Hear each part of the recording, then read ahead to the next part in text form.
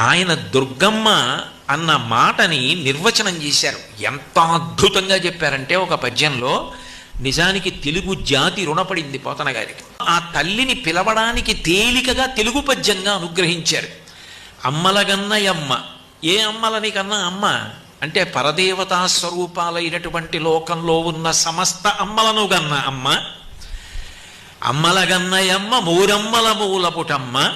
సృష్టికర్త అయిన బ్రహ్మగారి శక్తి స్వరూపిణి అయినటువంటి సరస్వతికి, స్థితికర్త అయినటువంటి విష్ణువు యొక్క శక్తి అయిన లక్ష్మీదేవికి, ప్రళయకర్త అయినటువంటి హరుని యొక్క ఇల్లాలైన పార్వతీదేవికి అమ్మగా నిలబడగలిగిన అమ్మ అంటే పరదేవతా స్వరూపిణి అయి సృష్టి స్థితి లయ జరగడానికి కారణమవుతున్న అమ్మ. ముగురమ్మల మూలపుటమ్మ, చాలా పెద్దమ్మ. ఎందుకనంటే ఏ బీజాక్షరములు అన్వయం చేసి అమ్మవారిని మనం పూజి